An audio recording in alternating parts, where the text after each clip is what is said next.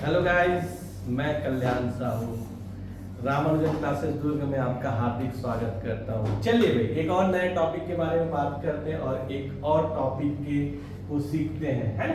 तो हम last class में देखे हैं भाई, क्या देखे हैं मैंने, सेट्स के बारे में पढ़े थे। सेट्स में हमने देखे हैं सेट्स क्या होता है फाइनाइट सेट क्या होता है, इनफिनाइट सेट्स क्या होते हैं, उसको किस तरीके से हम लोग रिप्रेजेंट करते हैं, है ना, उसके बारे में पूरा सीख चुके थे। अब बात करते हैं सेट के ही एक और नया टॉपिक जिसको बोला जाता है सबसेट। सबसेट आपको नाम से पता चल रहा है कि सबसेट्स क्या होता है। चलिए, सबसेट के बारे में अगर मैं बात करूं, सपोज मेरे पास एक सेट है, ठीक है, एक सेट है और एक और सेट ले लेता हूं। मान लो उस सेट का कुछ एलिमेंट सेट ए में, या ऐसा बोल सकते हो, मान लो मेरे पास क्या है भाई, एक सेट बी है। अब उस सेट बी का एलिमेंट क्या ले लिया मैंने, 1 2 3 मैंने लेके चला। अब दूसरा सेट एक और लेके चलता हूं, है ना। एक क्या सेट लेके चलता हूं, ए, जिसमें उस सेट का एलिमेंट मैंने क्या लेके चला, 1 2। तो यहां पर क्या हुआ कि सेट बी का एलिमेंट, है ना, सेट ए में है ना, उसका कुछ एलिमेंट, पूरा नहीं बोल रहा हूं अभी, कुछ एलिमेंट। तो हम यहां पर बोलेंगे कि जो सेट ए है वो सेट बी का सबसेट है, जिसको हम लोग डिनोट किससे करते हैं, ए सबसेट बी, है ना। क्या करेंगे भाई, ए सबसेट बी। क्यों? क्योंकि कुछ आपका बी सबसेट का कुछ एलिमेंट सेट ए में है। ये आपका क्या कहलाता है, सबसेट्स कहलाता है। अगर डेफिनेशंस की बात करें, ठीक है, तो डेफिनेशंस अगर हम बात करें तो कैसे लिखेंगे भाई इसका डेफिनेशन। ये तो आपका सबसेट क्या होता है, कैसे हम लोग इसको डिनोट्स करते हैं, उसके बारे में देखें, लेकिन डेफिनेशन भी आपको प्रॉपर से लिखना पड़ेगा, ठीक है। तो अगर मैं सबसेट्स की डेफिनेशंस के बारे में बताऊं, तो अगर आपके पास two set and A and B such that every element A and element of set B, then set A is called as the subset of the set B, denoted as A subset B, है ना। तो ये होता है आपका subsets का आपका definition, ठीक है। तो अगर मैं एक और एग्जांपल अगर मैं बात करूं सबसेट के बारे में, ठीक है, तो आपको पता है natural number, integer number, rational number, real number और कॉम्प्लेक्स नंबर की, है ना। तो ये आपको पता है कहां से स्टार्ट होता है, ठीक है, और आपका कहां पे एंड होता है। जैसे मैं बात करता हूं नेचुरल नंबर, ठीक है, नेचुरल नंबर को जनरली हम लोग किससे रिप्रेजेंट करते हैं, कैपिटल एन से रिप्रेजेंट करते हैं, ठीक है। तो यहां पर आप देखेंगे कि नेचुरल नंबर होता है सबसेट किसका होता है, इंटीजर नंबर, जिसको मैं डिनोट किससे करता हूं भाई, आपका जेड है।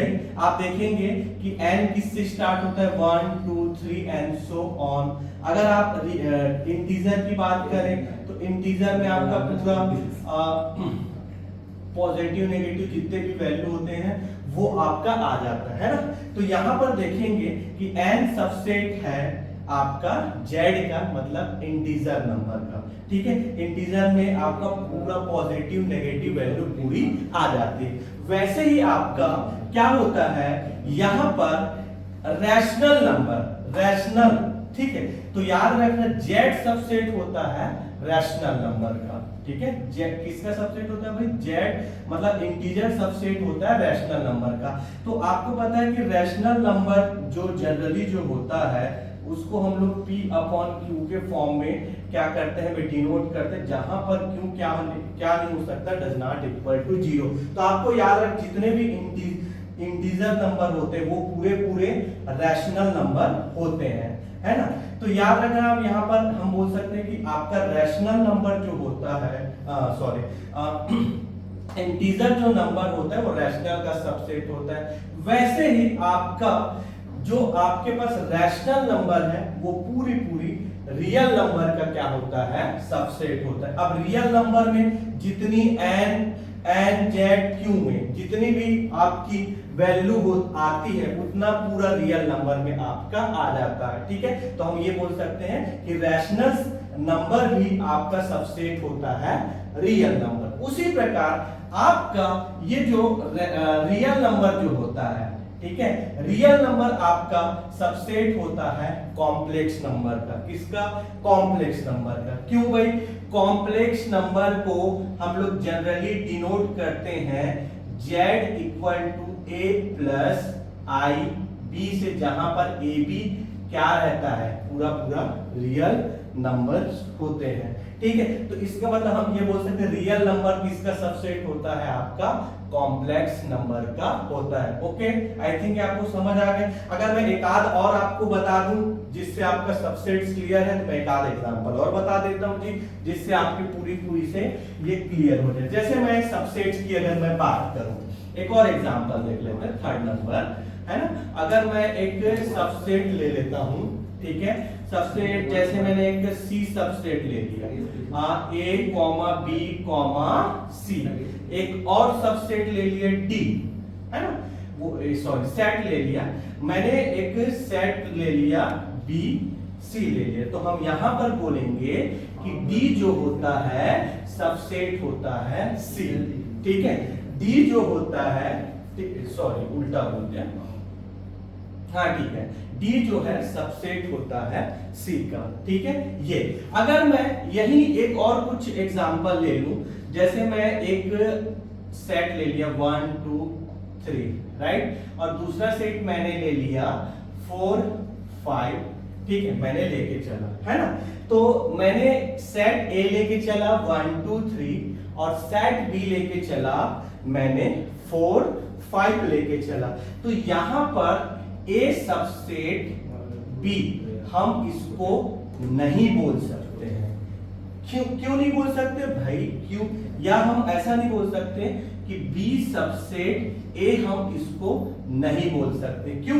क्योंकि ए की एलिमेंट अलग है और बी की एलिमेंट अलग है। ए का जो एलिमेंट है 1 2 3 है और बी की एलिमेंट कितना है? 4 और 5 है ना। तो इसीलिए हम इसको B subset does not subset A हम लोग क्या करते हैं भाई? बोलते हैं, ठीक है। तो आई होप ये सबसेट आप लोग को पूरी तरीके से क्लियर होगा, ठीक है। ओके, चलिए अब सबसेट अगर समझ लिए हैं तो हम बात करते हैं पावर सेट, ठीक है। पावर सेट भी मोस्ट टाइम की टॉपिक है, ठीक है। तो पावर सेट क्या होता है? ठीक है, तो पावर सेट क्या होता है भाई? कलेक्शन ऑफ सबसेट, ठीक है। मतलब कोई सेट होगा, उस सेट के जितने भी सबसेट बनेंगे उसी को हम लोग क्या बोलते हैं भाई? पावर सबसेट बोलते हैं। एक बार मैं और रिपीट कर रहा हूं, अगर मैं कोई सेट लेता हूं और उस सेट की जितने भी सबसेट बनता है ना, तो उसी के कलेक्शन को हम लोग वहां पर क्या बोल देते हैं? पावर सेट, ठीक है। पावर सेट को जनरली हम लोग डिनोट करते हैं P ऑफ A से रिप्रेजेंट करते हैं। किससे रिप्रेजेंट करते हैं? P ऑफ A से। और एक इसका फॉर्मूला होता है कि अगर कितना इसके कितने सबसेट होंगे, मतलब कोई जो सबसेट है उनके कितने सबसेट होंगे, उसके लिए एक फॉर्मूला होता है 2 की पावर n, जहां पर n में क्या रखते हैं? एलिमेंट की नंबर। जैसे मैं एक सपोज बात करता हूं कि n 2 की पावर n, जहां पर मैंने क्या किया? एक सेट लेके चला a b c, मैंने एक सेट लेके चला। अब बताएंगे भाई कि इस सेट में कितने एलिमेंट है? भाई यहाँ पर 3 एलिमेंट है, तो 2 की पावर कितना हो जाएगा? 3। कितना हो जाएगा? 2 की पावर 3। तो 2 की पावर 3 को हम क्या लिख सकते हैं? 8। इसका मतलब इस सेट का कितने सबसेट होंगे? 8 सबसेट होंगे। कितने सबसेट होंगे भाई? यहाँ पर 8 सबसेट होंगे, है ना। तो यही हमारा क्या कहलाएगा? Power set. मतलब ये वो सेट का, ठीक है, अगर कोई सेट है उस सेट का जितनी सबसेट होंगे वही आपका पावर सेट कहलाएंगे, राइट। जैसे मैं इसका डेफिनेशन भी देख लेते हैं भाई। The set of all subset of a set A is called the power set of A. देखो यहां पर बोला जा रहा है, क्या वर्ड यूज कर रहा है? The set of all subset of a set A is called power set of A, denoted by P of A. वही बोला जो मैं चीजें आपको पहले से ही डिफाइन कर चुका हूं। तो एग्जांपल देख लेते हैं। जैसे मैंने एक सेट लेके चला ABC, तो इसका खुद का सबसेट कौन होता है? 5 है ना। उसके बाद ABC, AB, BC, CA, ABC। तो ये पूरे सबसेट किसके हैं? ये सेट A के, ठीक है। ये पूरे सबसेट किसके हैं भाई? सेट A के। तो ये पूरे जो कलेक्शन हो रहा है यहाँ पर, है ना, या हम बोल सकते हैं सेट ऑफ ऑल सबसेट। तो ये पूरे को हम लोग क्या बोल सकते हैं भाई? पावर सबसेट बोला जाता है। आई होप यहाँ पर आप लोग को समझ में आ गया होगा भाई पावर सबसेट, ठीक है, आ गया होगा। चलिए आगे बढ़ते हैं, वेन डायग्राम की बात करते हैं। किसकी बात करते हैं भाई? Venn diagram. तो नाम से पता चल रहा है वेन डायग्राम एक प्रकार से एक डायग्राम है। तो भाई अगर मैं वेन डायग्राम की अगर मैं बात करूं तो वेन डायग्राम क्या होता है आपको याद रखना है। ये क्या करते हैं? जो सेट होते हैं उस सेट के बीच में रिलेशन बताते हैं। किसके थ्रू आउट भाई? डायग्राम के थ्रू आउट, ठीक है। तो उसी को हम लोग क्या बोलते हैं भाई? वेन डायग्राम बोला जाता है। मैं क्या बोला? अगर सेट है ना, या एक या दो या तीन सेट है, उनके बीच में जो रिलेशन होते हैं, है ना, तो हम उसको डायग्राम के थ्रू बताते हैं। तो उसी को हम बोलते हैं वेन डायग्राम, ठीक है। जैसे आपको अगर पता होगा भाई, जैसे हमको अगर किसी चीज के बारे में बताना रहता, कोई जनरल चीज या कुछ भी, है ना, तो हम लोग कभी डायग्राम के थ्रू बताते हैं, है ना। तो ये भी मैथ्स में भी होता है कि सेट के बीच में अगर रिलेशन बताना है तो रिलेशन को अगर हम डायग्राम के थ्रू बताते हैं तो हम उसको वेन डायग्राम बोलते हैं। याद रखना भाई, वेन डायग्राम के थ्रू हम लोग इंटरसेक्शन और यूनियन के बारे में भी हम लोग उसी के थ्रू ही हम लोग क्या करते हैं? वेन डायग्राम के थ्रू ही हम लोग क्या करते हैं? बताते हैं। जैसे मैं वेन डायग्राम को अगर समझाऊं, ठीक है, तो मान लो वेन डायग्राम मैंने क्या लेके चले? एक यूनिवर्सल सेट ले। मैं यूनिवर्सल सेट के बारे में ऑलरेडी बता चुका हूं। तो यूनिवर्सल सेट के बारे में अगर पढ़ना है तो आप पीछे आप जाके प्रीवियस वीडियो में आप जाके देख सकते हैं यूनिवर्सल सेट क्या होता है। चलिए, तो मैं बात करता हूँ वेन डायग्राम, है ना। तो यूनिवर्सल सेट ले लिया मैं। यूनिवर्सल सेट में मैंने एक क्या लेके चला हूं? मैं ABC का एक सेट लेके चला हूं, राइट, ठीक है। अब मैं इसी का सबसेट लेके चला। एक मैंने लेके चला AB, ठीक है, ये आपका कौन सा सेट है? मान लो AB है, ठीक है। अब दूसरा मैंने लेके चला सबसेट BC। तो देखो यहां पर BC है, ठीक है, तो ये आपका BC। तो इन दोनों में कॉमन पॉइंट क्या है? B है। तो ये वाला आपका ये जो इतना जो ये कॉमन पॉइंट हमको जो दिख रहा है ये आपका क्या है बच्चे? B है, राइट। अब दूसरी बात आते हैं, क्या आता है भाई? CA। तो CA की जब बात करते हैं तो ये आपका ये कुछ इस तरीके से मैंने बना दिया डायग्राम, ठीक है। ये हमारा CA है, ठीक है। क्या है भाई यहाँ पर? CA, ठीक है। तो ये अगर ये वाला जो पॉइंट है ये ओनली आपका एलिमेंट किसको डिनोट करता है? A को। ये वाला जो इंटरसेक्शन पॉइंट है ये आपको किसका डिनोट करता है? C को डिनोट करता है। तो अगर हम सेट अगर देखें तो ये जो डायग्राम के थ्रू हमने A, B और C जो सेट है उनके बीच में हमने क्या बताया भाई? रिलेशंस बताए, ठीक है। तीनों सेट के बीच में हमने डायग्राम के थ्रू क्या बता के चले भाई? यहाँ पर रिलेशंस बताए, है ना। तो यही हमारा क्या होता है? वेन डायग्राम होता है। आई होप वेन डायग्राम आपको समझ में आ गया होगा, ठीक है। चलिए, वेन डायग्राम आपको आई थिंक समझ में आ चुका है। चलिए और बात करते हैं हम next topic, union set. Union set, तो यूनियन सेट की जब मैं बात करता हूं, ठीक है, तो यूनियन सेट क्या करते हैं भाई? एक प्रकार से अगर मान लो मैंने दो सेट लेके चले, मैं सीधा एग्जांपल से बताता हूं, फिर एक डेफिनेशन भी क्या होता है, डेफिनेशन कैसे लिखना है उसको उसके बारे में भी बात करते हैं। जैसे मान लो मेरे पास सेट है 1 2 3, दूसरा सेट है B, ठीक है, मैंने लेके चला 3 4 5, क्या लेके चला भाई मैंने? 3 4 5 मैंने लेके। तो अगर हमको यूनियन बताना है तो ए यूनियन, तो यूनियन को हम लोग यू का टाइप कुछ डिनोट करते हैं, ठीक है।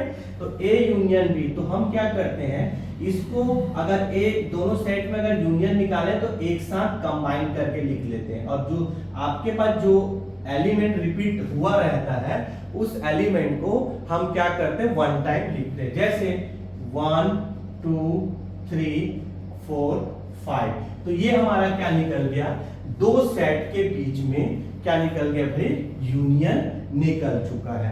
अगर मैं इसी को अगर डायग्राम जिसको बोलते हैं वेन डायग्राम की बात करूं, तो वेन डायग्राम के थ्रू अगर देखें इसी सेट को, ठीक है, तो इसी सेट को अगर वेन डायग्राम के थ्रू देखें तो मान लो मेरा ये ए सेट है, ठीक है। ए सेट में आपको देखेंगे तो 1 2 3 है ना। अगर मैं यहां पर सेट बी लेके चलूं तो ये आपका कितना है 3 4 5, तो इसका कॉमन एलिमेंट कौन सा है आपका 3 है ना। तो यहां पर हम क्या किए, दो सेट के बीच में जो यूनियन है ना, उसके बारे में हम लोग यहाँ पर डिफाइन कर चुके। तो ये आपका यूनियन होता है ना भाई।